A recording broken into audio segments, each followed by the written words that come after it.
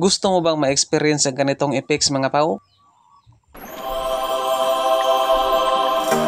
Basic lang to mga pao, samahan nyo ako mga pao sa aking munting tutorial. At sa mga expert dyan sa CapCut, huwag nyo itong panoorin pao, skip nyo itong video pao. Alright pao, umpisahan na natin pao. Punta tayo dito sa CapCut pao, kailangan meron kayong CapCut dyan pao no. Pagkatapos maklik yung CapCut pao, hintayin muna natin pao. At punta tayo dito sa new project pao. Yan, pagkatapos ng ating new project, hintayin muna natin pao. Hanapin nyo yung video yung nirecord nyo kanina pao. Sa akin dito pao, ito ang aking nirecord kanina pao. Click dyan, tapos add sa baba. Click add sa baba pao. Pagkatapos ma-add pao. Dito na tayo pao, napunta na tayo dito sa loob ng ating CapCut pao. Sa aking video dito pao, ay medyo mataas. Kailangan ko tulinisan pao. Maghanap muna ako kung saan ako mag-umpisa pao.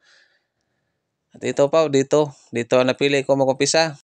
Click para ma-highlight, split, tapos i-click uli yung nasa unahan. Tapos delete kasi hindi ko yun kailangan pao. Pagkatapos maghanap na naman ako ng pang-ending na video ko pao. Kailangan ko dito yung padupa-dupa lang ako pao ba. Dito pao, ito na ang aking pang-ending na video pao. Click para ma-highlight, split, tapos i-delete yung naka-highlight pao kasi hindi ko yan kailangan pao. Isama na rin natin yung i-delete yung ano pao, yung ending. Ito ba? Delete kasi yan ang logo ng CapCut pao. Pagkatapos nyan pao, punta tayo sa plus sign para mag-add tayo pao. At punta tayo dito sa library dyan sa itaas. Yung library pao. Click. Pagkatapos maklik yung library, hintayin muna natin. Mag-search tayo dyan sa search bar pao ng Wheelshark. Ayan pao. Type nyo lang dyan Wheelshark pao. Sa akin dito meron nang nakatype pao na Wheelshark. Kaya automatic nang lumabas pao. Yan. Kayo na ang bahalang mamili pao kung anong gamitin nyo dyan Wheelshark pao. Ang sa akin dito pao, ang gamitin ko pao yung ginamit ko kanina pao. Yan pao. Tapos yung mamili pao, i-add nyo sa baba. Yan. Click add. Pagkatapos ma-add, napunta na tayo sa loob ng CapCut mga pao. Pagkatapos pao, ito na naman ang ating linisan pao. Ito na naman ang ating in-add na bago. Pagkatapos natin nito pao, hanapin natin yung wala ng tao pao. Yan.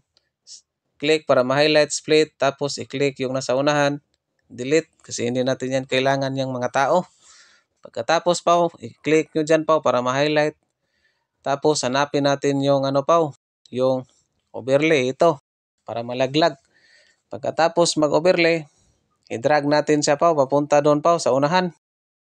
Pantay natin kung saan tayo nagsimula, nagdupa-dupa ba.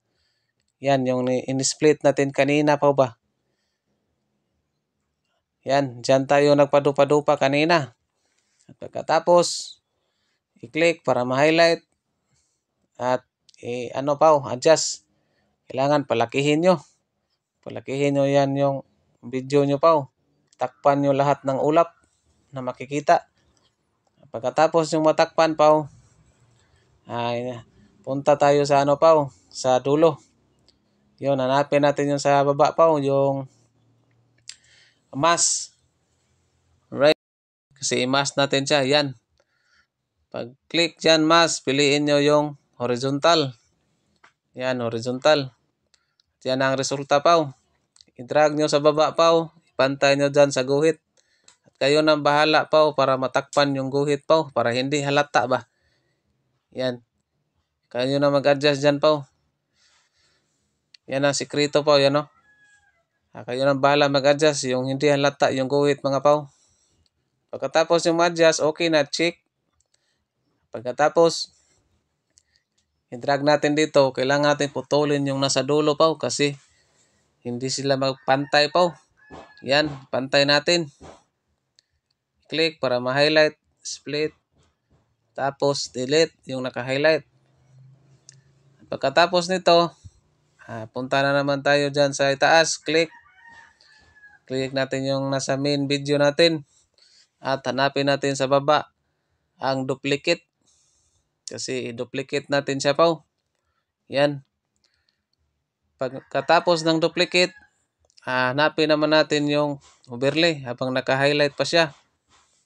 Hanapin natin yung overlay. Kasi ilaglag natin siya sa baba. Yan. Pagkatapos malaglag natin, ipantay natin siya pao. Kung saan tayo dyan nag-umpisa.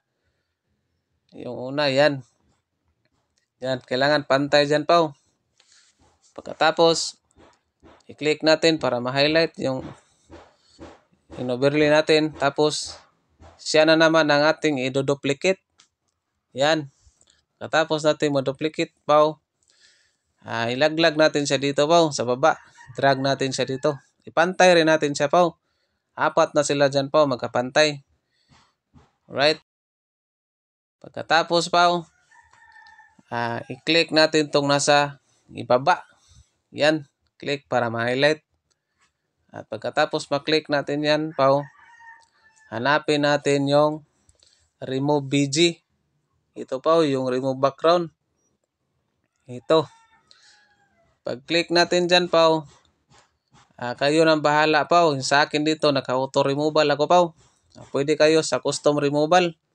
Pag naka-pro kayo nang bahala mag-brush ng lahat ng tao. At ito pao, hintayin ko to dito pao. Pagkatapos nito pao, okay na to pao. Click natin tong check. Pagkatapos, ito na namang dinuplicate natin kanina ang ating i-chroma key. Yan, click natin yan, tapos chroma key, tapos ipunta nyo dyan lato-lato sa color blue na ulap para mapalitan ng blue na ocean. Yan. Yan na pao, kayo na bahala mag-adjust dyan sa lato-lato pao, kung saan kayo kontento mga pao. Sa akin, dyan ang gusto ko pao. Pag okay na, i-click ang check. Yan. Click dyan pao. Okay na yan pao. At ating tingnan kung i-review natin kung ano ang resulta pao. Play natin pao.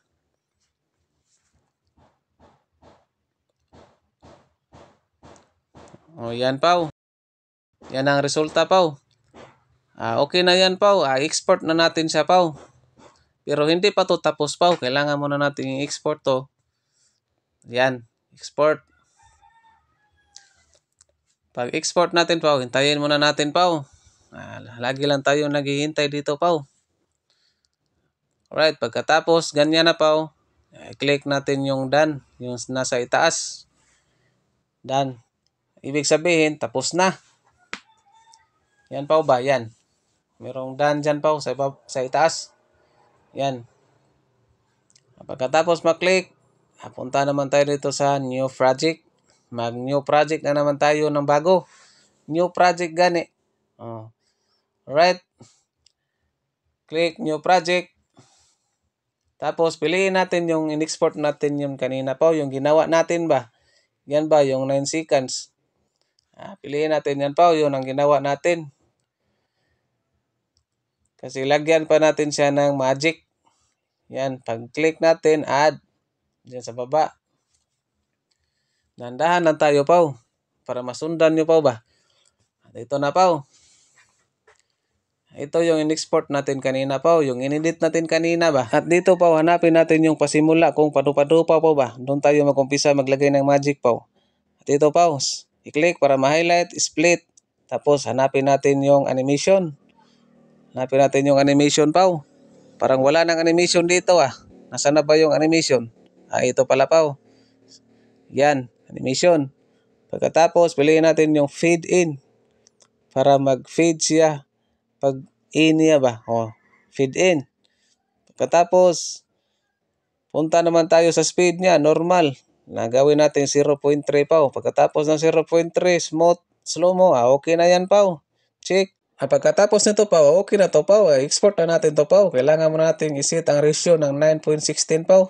Tapos, ilagay natin sa pinaka-base yung dalawang lato-lato dyan pa. Pagkatapos, export na. Ayan, tapos na tayo pa.